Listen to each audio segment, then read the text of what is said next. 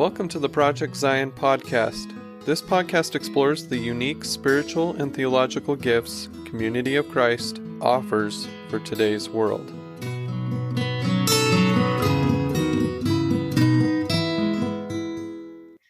Hello, and welcome to the Project Zion podcast. I'm your host, Carla Long, and today I have two wonderful, dear friends with me who are the managers of Dunfield House in the British Isles Mission Center. I have Paul and Sue Norton. Hi, Paul. Hi, Sue. Hi, Carla. Hi, Carla. You have no idea how much these wonderful people mean to me. I have two very, very quick stories about them, but then I'm going to let them introduce themselves. One, I think one of the first couple of times that Sue met me, I'd had a head lice scare and when I was working in Europe, and I'm like, hey, Sue, so nice to see you again after years and years of not seeing you. Can you check my head for head lice? And she was immediately, of course I will, Carla, no problem. That's what a good friend does for you. Checks you for head lice when you ask. The second story I have that's a really quick story is about Paul. My parents came to summer camp, which is their family reunion at Dunfield, and my dad was supposed to go golfing with someone there at this golf course that was right above Dunfield House. And his golfing partner backed out. And Paul, who was super, super busy with summer camp and doing his job, took like 3 hours out of his day to go golfing with my dad. And it meant so much to my dad. And my dad still talks about that golfing trip, Paul, and talks about how kind you were. So anyway, those are quick stories about how wonderful Sue and Paul are. And you're going to hear it in this podcast. So now that I've said my introduction, Paul, Sue, tell us a little bit about yourself. Okay, well, I'm Paul. I originally grew up in Leicester, fourth generation in the church. My father and grandfather before me were pastors of the Leicester congregation. I have a sister, Sheila, and we grew up in Leicester, as I say, which is probably about 100 miles from Dunfield. I moved down here in 1978 when I married Sue. And since then, we've had couple of children, but in 2005 is when we actually took over as managers at Dunfield House. I guess that's it for me at the moment. Over to Sue. So I actually moved to Dunfield when it was purchased in 1965. We lived in Birmingham. My parents, Bill and Mary Coates, and my brother Chris. And actually, my dad came to look at Dunfield before it was purchased. But my mum actually packed up our home in Birmingham and arrived at Dunfield. And it was the first time she saw it when she actually arrived, having packed up and sold our home in Birmingham. So we get a lot of our faith from our parents who have done some amazing things in the past. So I started working at Dunfield when I was 16, when I left school, and I trained as a chef and stayed there for 10 years until I left to start a family with Paul, means we got married. And we had Jack, and Sally arrived soon after. So my job after we had the children, I trained to be an occupational therapist. And was in that job for nearly 10 years and learned so much in that job, loved the job to pieces. Never thought I'd stop being an occupational therapist until we saw a job advert. Well, that is quite a story already. I know we're going to jump into the rest of it. Sue, I had no idea that you were there from the very beginning of Dunfield. Yeah. I had no idea. And that actually is where my first question is. And then we're going to jump into more about you being managers at Dunfield. So how did we acquire this amazing and beautiful house? In the late 50s and early 60s, a lot of Zion's League groups were thriving in the British Isles. And there was a core group of leaders who were working in their own little congregations, but actually wanted the young people to meet up together. So they started running camps. And the first camp they held in a centre where they thought they might get just a few young people come. And they actually filled the centre and filled one of the fields with camping as well, with so many young people that wanted to be together. So they ran these camps in a few different centres because they could never book the same centre twice. And then the spirit started moving through the youth leaders, and they started to feel they needed campgrounds of their own. They had no money, but they had a lot of faith, and wanted the best for the young people. So a large number of country houses were visited and viewed and explored. Before Harry Black and Cliff MacArthur visited Dunfield, I nearly bought it on the spot. So my father was invited to go for a second viewing, and then the house was purchased for the church in 1965. So my parents were appointed as managers, and we arrived there in October 1965, just a few days before my birthday, my 7th birthday. And we lived in the main house to start off with, and then a cottage in the grounds was renovated, and we moved in there. So my parents managed Dunfield for 30 years. Your parents are amazing, as are you two. Managing a campground is a lot of work. You know, like when someone just goes to a campground, you know, like we just expect it's going to be beautiful and perfect and everything's going to be exactly as we have it in our brains. But it takes a lot of work to keep those campgrounds in that space. So blessings on your parents' heads and blessings on your heads for sure. Wow. So I'm assuming there's going to be a lot of people who are listening to this podcast who have never been to Dunfield House. Could you tell us a little bit about the house and about the grounds and maybe about some of the cool stories about Dunfield as well? Okay, well, at Dunfield, we have the main house, which is a country manor house built in around about 1850, we believe. The original owner was a gentleman called Henry Miles, who was a furniture maker who had workshops in Bond Street in London, apparently, and used to take his prospective customers to visit the house to see the furniture actually in situ, so that they could see what it would look like in a grand house. And so, although he had the house built as it currently is, it's quite a grand house. That we believe there's been a building on the site since probably the 12th, 13th century, which probably would have been a tithe barn. And so when Henry Miles was living there, his guests used to arrive by train. We don't have a railway station near Dunfield anymore, but they used to arrive by train and then were collected by horse-drawn carriages and driven up the drive to Dunfield, which goes through the existing meadow.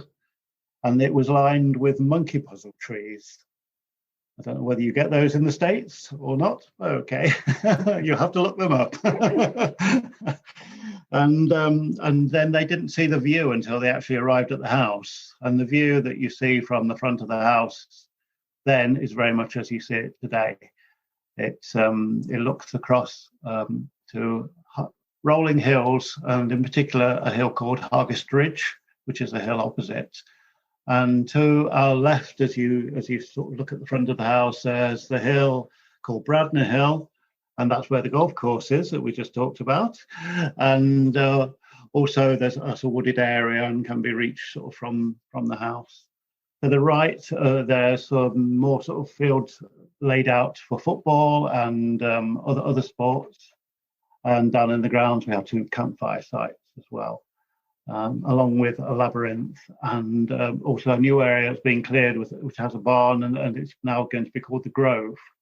The barn is still in the process of being built. It was actually built during last year and we're still in the process of laying paving slabs in there so it can be used for an outdoor worship area. So that's the house and some of the grounds. We also have stables, which are also used for accommodation, which is a smaller building, can be rented to be self-catered or catered by us. The stables was renovated a few years ago to bring it up to sort of similar standard to the house, and has sort of 20 to 25 beds in there, depending on how many people are coming to stay. We have approximately 75 beds in the main house. So along with the two buildings, we can accommodate around about 100 people. Also on site, we have the recreation hall, which for our church groups is the place where most of the worships will take place, particularly at something like summer camp when there's a lot of people there. And also we have a small indoor heated swimming pool, which is very, very nice, considering that when we first had a swimming pool at Dunfield, it was outdoors and cold and wasn't able to be used apart from probably from May to September. But of course, with a heated indoor one now, we can use it all year round. And I know directors of children's camps really enjoy that heated pool time too. That's a really great activity to wear some kids out. That's what I always found. It certainly does. One thing I also love about the stables, I love all about the Dunfield House, but on the stables, there's still like the doors that you look like there would actually be stables. So you're kind of like in your own little stable area, which I find, and the beds are very comfortable. Don't worry about that. But it's so cute. It's just perfect. That's right. Well, the 3 ground floor rooms are the old stables. So yeah, that's right. And there's one original door still there, which is the door into the toilet and shower room on the ground floor. Mm. Oh, it's going to talk a bit more about the stables later. Sorry. Oh, sorry. Go ahead. It's just such a beautiful place. That's all I was going to say. And I hope that we put a picture out there so people can take a look at it. Or if you want to go and Google Dunfield House, you can see how beautiful it is. Thank you, Paul, for kind of leading us through that. I know there's a lot. I don't know if you want to talk more about what it looks like, but I know there's a lot of really cool stories about Dunfield House too. There are. There's some stories, and there's stories that may be true.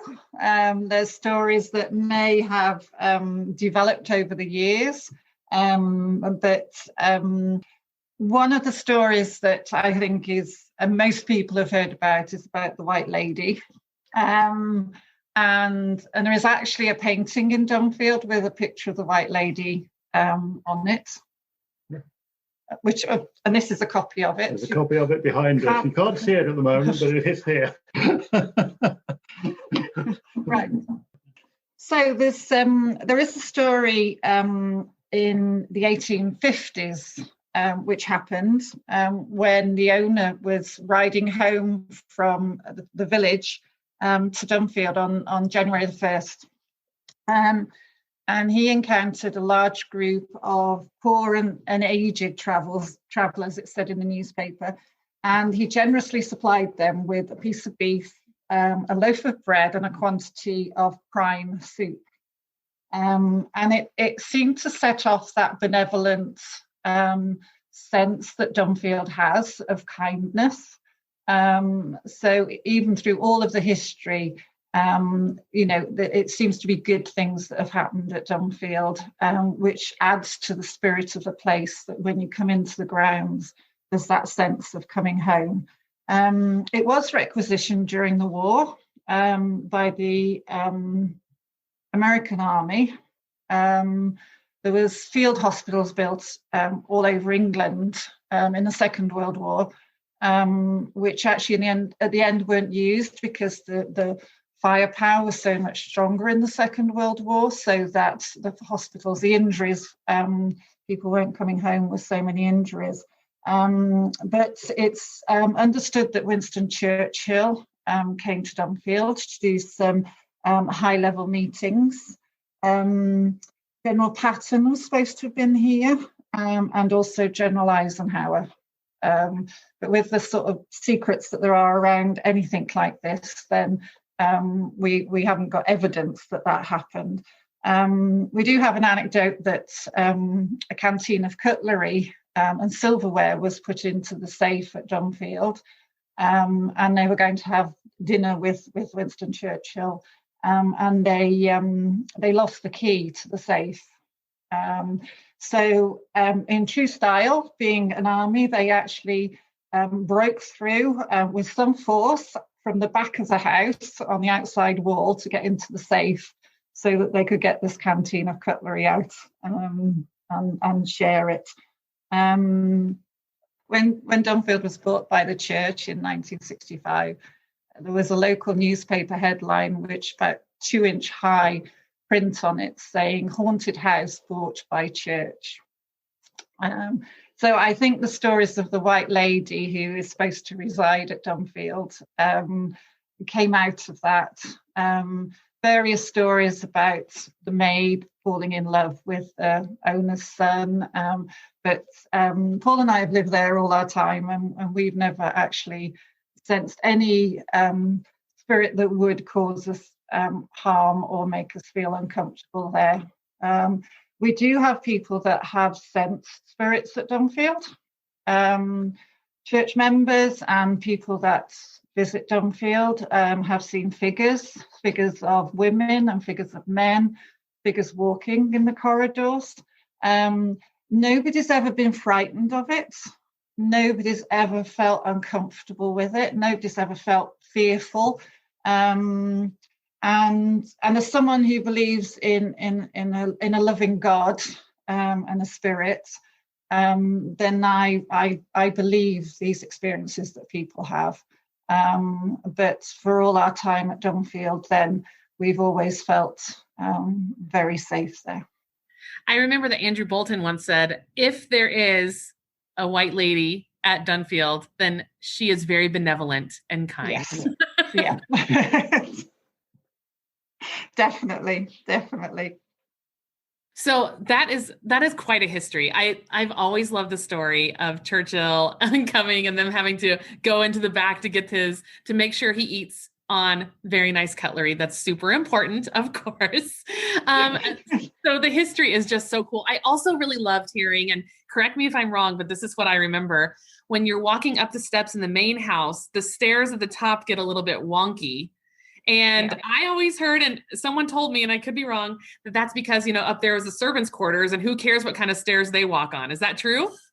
It is very true, yes. And if you actually look at the handrail on the stairs, which was, the stairs are about 400 years old. So we don't actually know whether the stairs were in an original house and the main house was built around it, or whether the stairs were brought in when the main house, as we see it today, was built. But actually, if you go up the stairs to the first floor, the handrail is very smooth and polished and shiny. The further up the stairs you go into the attics, it becomes very rough. It's not been finished off. The gaps between the spindles are much wider. So you can tell who slept where, really, from the staircase. On the stairs as well is a stained glass window, which is made up of broken pieces of glass. They've been dated to the 13th century. And again, we don't know whether they were in some kind of chapel that might have been on the site, or whether they came from churches that were damaged during the Reformation. They have been put together to create two figures, which we've always called Bill and Mary, because Mum and Dad were the first people there. But then Dennis Aldridge was managing director, who actually commissioned a new stained glass window, which is what was in the original chapel at Dunfield, which we hold smaller worships in. And that is actually a very contemporary design, but captures the hills and the trees and the flowers and the rivers and the sunshine and the sunlight. So two very, very different stained glass windows, but very beautiful in their own right. They're so beautiful. And I always stopped to admire the stained glass window of Bill and Mary on my way up the stairs. I didn't see the other stained glass windows often because it's often the chapel, and I didn't go to the chapel all that often, but I really loved seeing those. And also, I'm just now realizing, even though I've known it for a while, I always had to sleep way upstairs where the servants slept. Is that what you think of me? There you go.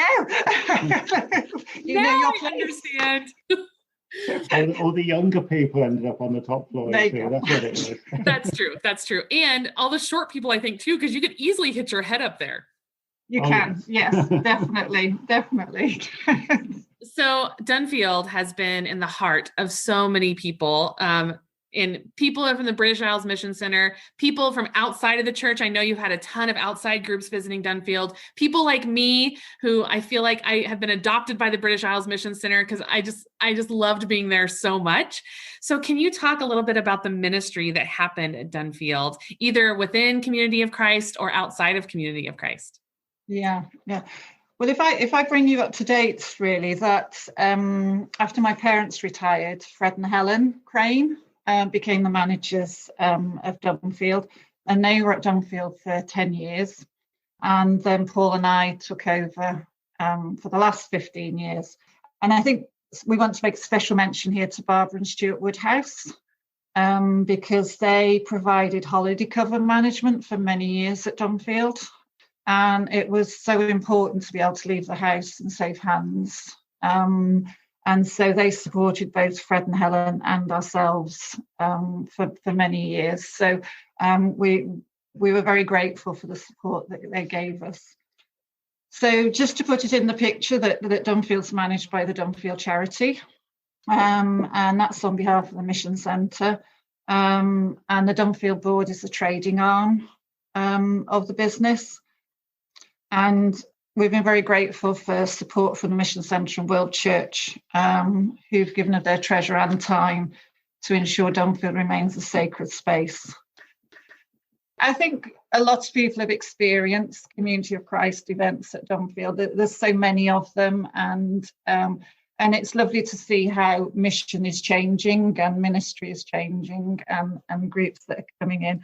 My parents, the first group for them arrived 2 days after they arrived, which was a work party. But on average, Community of Christ groups use Dunfield for about 20% of the year. So the ministry of Dunfield reaches out to different groups of people. So we thought it might be nice to share some of those experiences.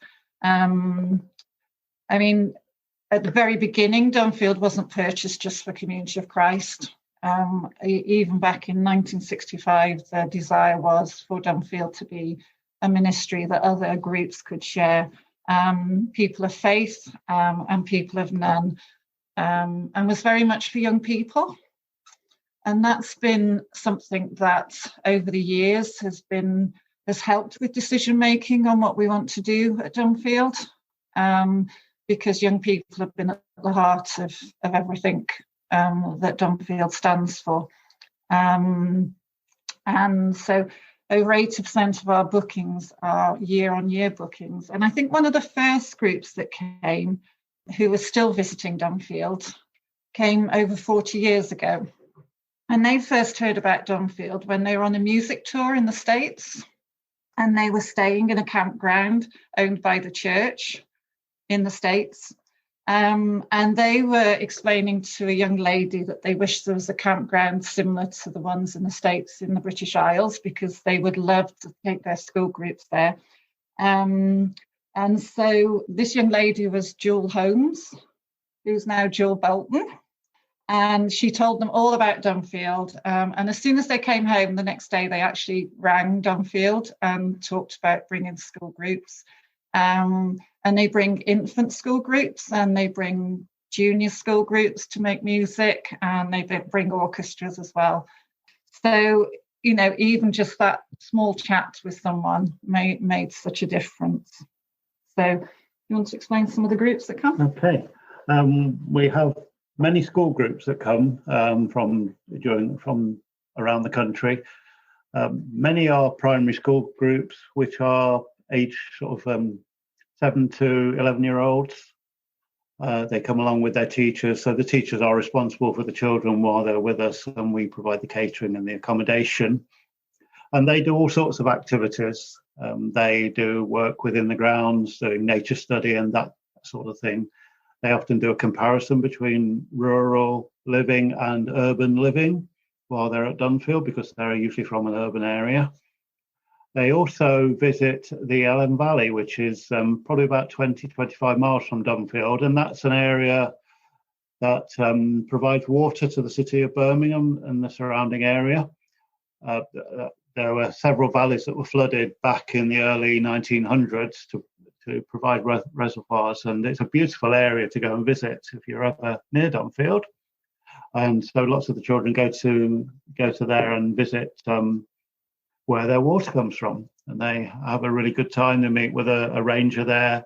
They do some nature study while they're there, and they have a journey through one of the dams to actually see what goes on inside. So that's interesting.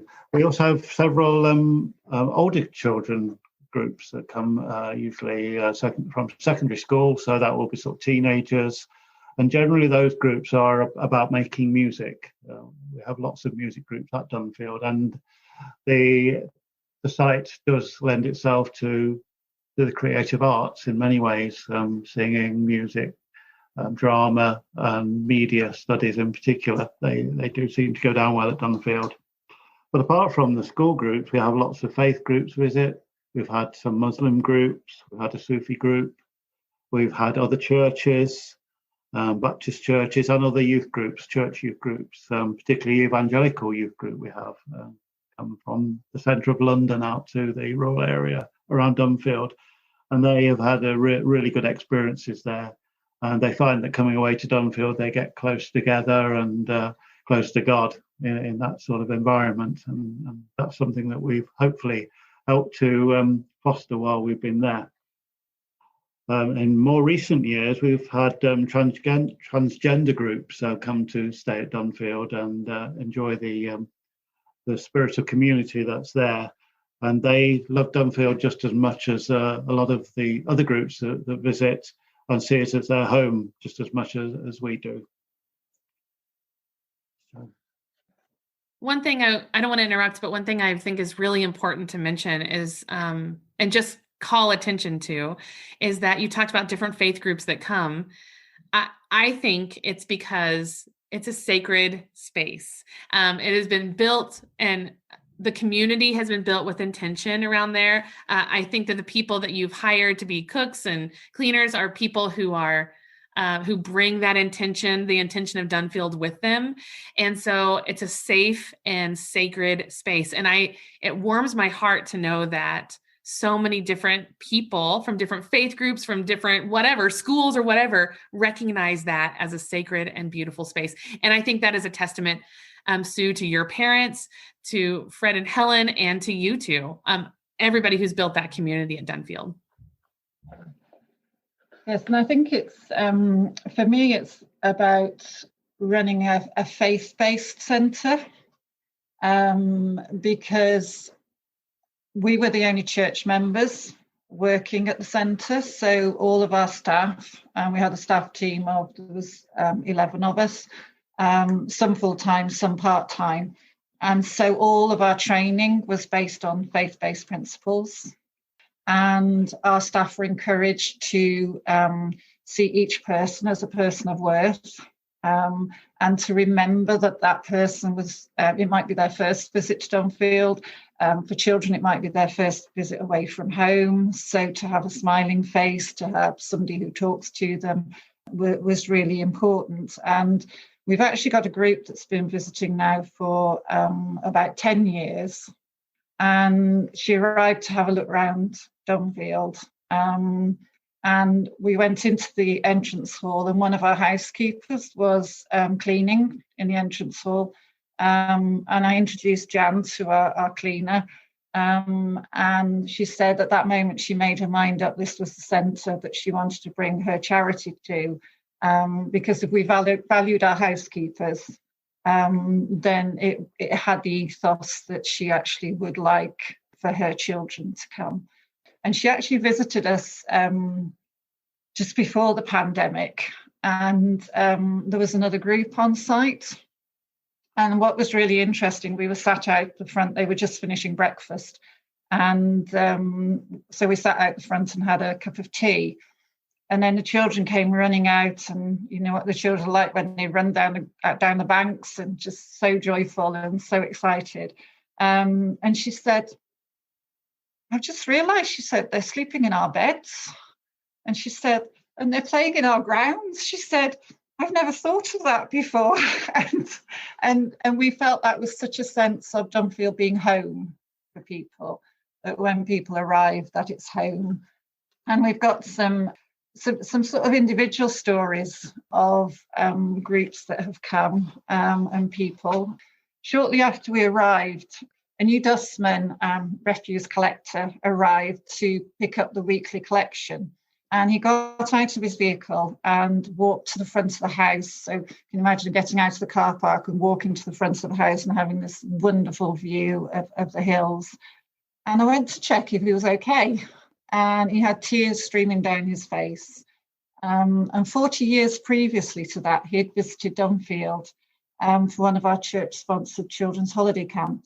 The sort of backstory was he was one of 9 children, and his dad had left home the day before the camp, and the day his youngest sibling had been born.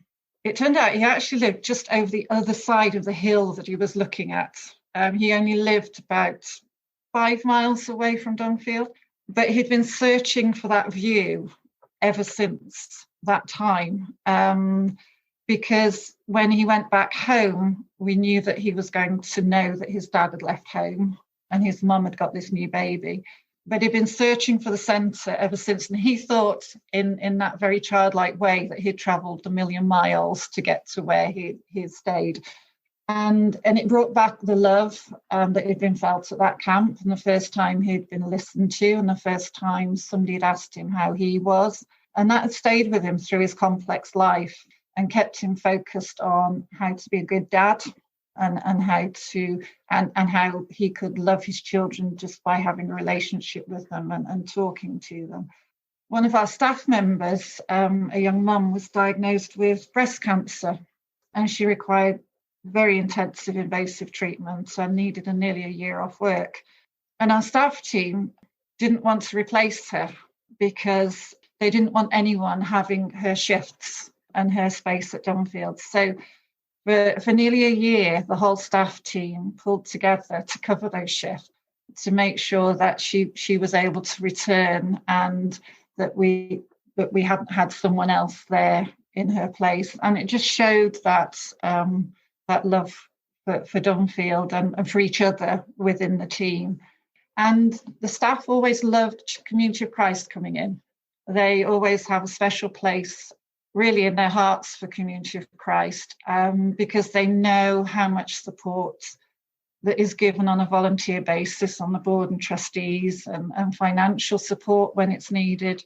And they really respect that, and they see ministry in action. And that's made them understand that a faith doesn't have to be dogmatic. It doesn't have to be in your face or aggressive, but it's actually in the small acts of kindness that they can actually make a difference in their lives. So that's just 2 stories. That we've got one fun story that involves cats. We're usually involved with cats, but when we moved to Dunfield, Sally was in Korea, so we were babysitting her cat, who was called Gloria. And one day, we've got a church group in, and Gloria jumped up and into the kitchen window, which is not that too hard from the back of the house, because it's not a high leap. But Paul turned round and shouted, "Get out, Gloria," quite loudly, just as Gloria Judd came into the kitchen to collect some food. So poor Gloria thought that Paul was telling her to get out of the kitchen. And you can imagine how shocked both Glorias were at this time with Paul shouting at them. So that was one of the really fun stories that we had. But there were also times when we knew that God was walking with us. Sometimes we forgot, and sometimes it got tough and we forgot. But there was one sort of standout experience really that Paul's going to share, because it was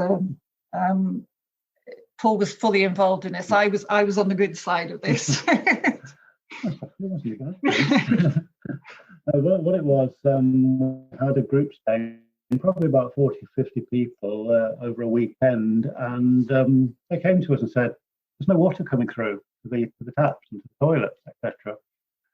Okay, so I'll go and have a look. We have our own spring water at Dunfield House, and it's it goes from the spring to a pump house, and then it gets pumped from the pump house up to the house, and then it gets stored in tanks before it then feeds through to the all the taps and the wash basins, etc. So I went, no, tanks were almost empty. So I thought, what's going on here? Go down to the pump house and had a look. No, the water's not coming through. And there appeared to be an airlock in the pipe that led from the spring to the pump house. And that's normally travels by gravity to get there. And so I tried one thing and another, and I could not get the water to come through. It was getting late at this point. There was a tiny amount of water getting through, but nothing like we needed. So we talked to the group leaders and explained the situation, and they said they would try not to flush too many toilets and try to conserve the water. No showers, no baths, or anything like that. We've got buckets of water from the swimming pool. That's right, buckets of water from the swimming pool, so they could flush toilets if they needed to. And so we went to bed, and during the night there was a lot of praying going on, but we did both manage to sleep. And in the morning I woke early and I knew exactly what to do. And we have a pump that clears water from the cellar, because it's occasionally how it gets flooded. And I knew that if I took that pump down there, I could pump water back up the pipe to clear it. And I was able to do that. And I believe that God showed me what to do that night, because I had no idea what we were going to do that night. I thought we were going to have to send the people home the next day because we just didn't have the water. But I believe that God was with us at that moment, and he showed me what to do. That's a wonderful story. And I've loved all these stories. I'm sitting here wiping my eyes because these stories just fill my heart with exactly what a church camp should be for people. So I've just really, really enjoyed that. And I really love the story about Gloria the cat and Gloria the person. And I really wish there had been a video camera. I recorded that whole moment when Paul realized it, and when Gloria realized it, and when Gloria the cat realized it as well. Yeah. Those are wonderful stories. Did you have any more? We've got one story we could share, because this person shared it themselves, so it's good. We wouldn't have shared this story otherwise, because we are very discreet at Dunfield as well. But one time somebody got stuck in the bath at one of our retreats, and fortunately it was someone who usually stays up late and had decided to go and have a bath while everybody was sort of sorting themselves out, and we'd agreed to have a cup of tea, 4 or 5 of us, after everyone had gone to bed. And we do stay up late talking sometimes at retreat. So we sort of realised time had gone on, and we wondered if she was okay. And then we thought, well, perhaps she'd gone to bed straight from having a bath. So anyway, I decided I would just go up and check. So if she was sleeping, that was fine. So anyway, I sort of knocked. I couldn't knock on the door because there was other people in there. No? In the bedroom? Oh, no, she was on her own in the bedroom. Okay. So I sort of knocked on the door and just called and didn't hear anything. And then I heard this little voice saying, "I'm stuck in the bath." So I had to go and get Paul, because I tried, even as an occupational therapist, I couldn't get her out of the bath. I tried very hard. So Paul came, and dignity was maintained all the way through. The problem was we were all laughing so much that we nearly all ended up in the bath. So it just wouldn't have been a surprise if we'd have all ended up in the bath with her at the time. So there's some really fun times that we have, and she was obviously very safe and not harmed. So yes. That sounds awkward and hilarious all at the same time. There is one thing that I want to mention, just in case you are not going to mention it. And this is something that I'm well known for all over Europe since I was working over there. But I have to mention the food at Dunfield is so wonderful. So I love the English bacon in the mornings so much. So I was there at a junior high camp, a middle school camp. What do you call the adventurers, right? Adventure camp, yeah. And My love of bacon was so well known throughout the camp that the kids kept coming and offering me their extra bacon just so I could have it.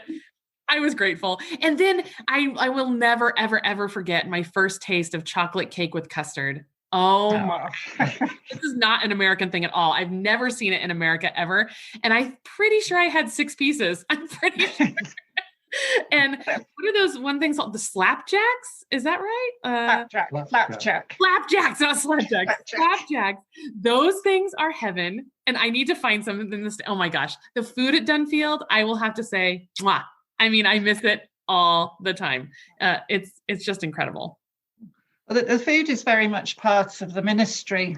And we've always, within our sort of cooks teams, and always had really sort of fabulous cooks right through. We've been, Dunfield's, been very blessed with that. Most of the food is prepared on site. So the flapjacks are made on site, the chocolate pudding, the custard sauce is made on site. And it's made with love.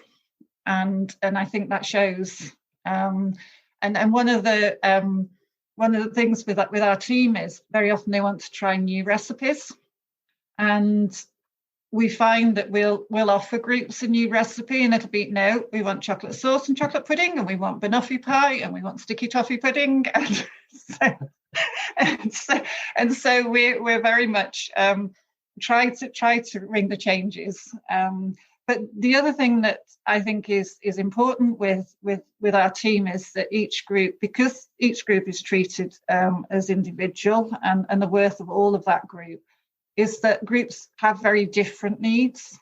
So, we do, we've done vegan, vegetarian weekends. We've had Muslim groups in where we've cooked halal meals. We've had Jewish groups in where they have meals at different times of day to suit their religion. And we cater for whatever the group requires for their needs. So, and that's a real joy, because you get to learn different cultures, you get to learn different ways of eating.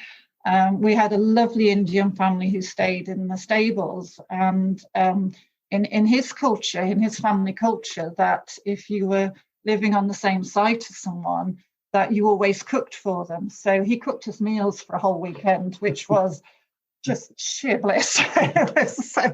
And it was absolutely beautiful. So again, it's just the many different cultures, the many different people that come to Dunfield, and all of that mixed together makes Dunfield this very welcoming place which accepts the worth of all people. I think there's also low times, and I think we'd be remiss of it being this wonderful jolly place all the time if not to share through all the managers, and I think any managers in any campgrounds, because there can be a lot of tiredness. The nature of the hospitality business is that it's very full on for one period of time, and then very quiet for others. But being in a faith community means that you somehow have that extra strength to know that it's not going to last forever. So you know that, one example was that we'd worked for 10 hours a day straight for 2 weeks, and we were due to go away for the weekend for a family celebration. And on the Friday that we were due to go away with our bags packed, the cook rang in sick. Now, bearing in mind that the sickness levels at Dunfield are so low, it's really, really a testament to the staff team. So we knew that was very genuine. So we sort of left our cases packed, put our uniforms on, and carried on. But we always knew we would have the strength to do it. And when we went in on that Friday evening, and I think the group were coming in for something like an 8 o'clock meal, that we were as bright and breezy as we would have been had we just had 2 weeks off.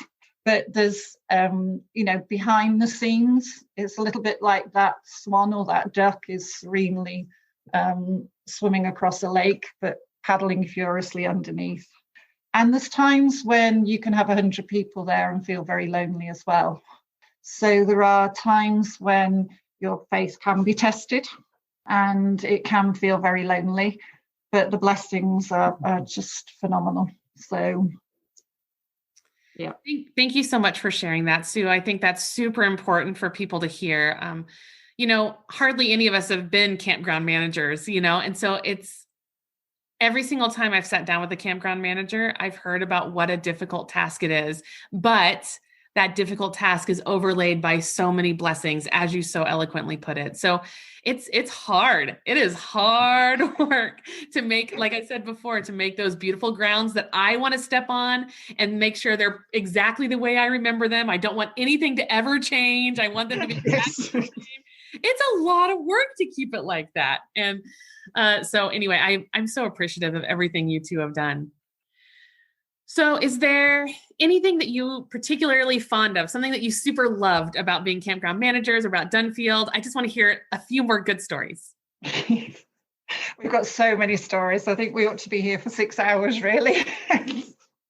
So the things that the activities that we enjoy is our spring and autumn retreats. These are for our not necessarily for older people, but they tend to happen in school time, so we don't tend to get children there. But it's a real testament to getting older. Doesn't mean to say that you have to slow down or you have to stop doing things. They're just a wonderful source of hope for the future, really, and the sheer joy and connection that we have with people who come to that, who've really sustained us. And it's interesting, they sort of come at the beginning of the season and towards the end of the season. And so it sort of gives us something to hold on to as we go through. Reunions and summer camps are fantastic. Our reunions turned into summer camps because we wanted our outreach to be to invite people to come. And sometimes the word reunion suggests that it's people getting back together again who know each other. So it became our summer camp. We just love it with hearing the children playing in the grounds, people sitting on the benches. There's nothing that stirs our souls more than times of prayer and of singing. And that really thin space at the campfire site where I think the spirit and the presence of people from all over the years just is in that one little space that just enfolds us. And then World Service Corps. This was just one of the best programs that the church had for us. It brought young people to us who had such strong testimonies of their faith and their love of community of Christ. And they shared that freely to our staff, to our guests, and to Paul and I.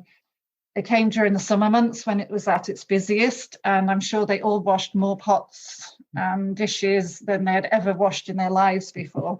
But it was a real joy. We'd made some really strong friendships and really gave us hope for the future and for the future of Community of Christ. And I think one of the best prayers I've ever experienced was shared by Matt Jones at our house church as he'd rekindled his faith journey whilst volunteering here. It's great when we come out to conference because we meet up with everyone and just have a real joyful time. So that's those are some of the memories that we take away with us.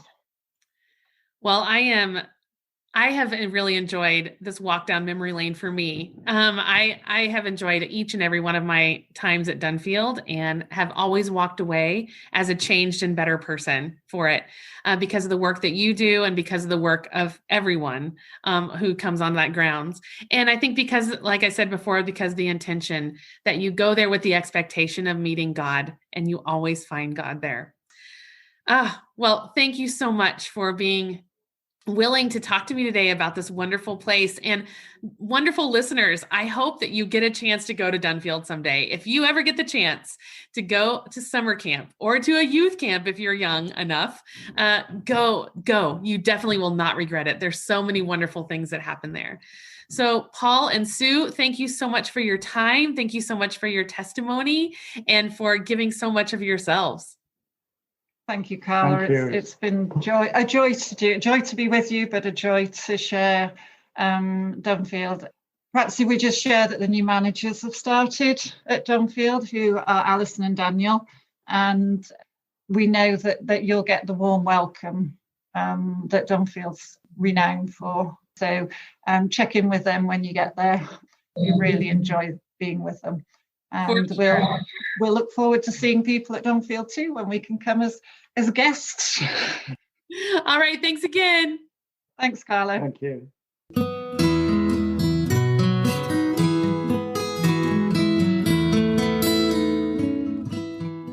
Thanks for listening to Project Zion Podcast. Subscribe to our podcast on Apple Podcast, Stitcher, or whatever podcast streaming service you use, and while you are there, give us a 5-star rating. Project Zion Podcast is sponsored by Latter-day Seeker Ministries of Community of Christ. The views and opinions expressed in this episode are of those speaking and do not necessarily reflect the official policy or position of Latter-day Seeker Ministries or Community of Christ. The music has been graciously provided by Dave Hines.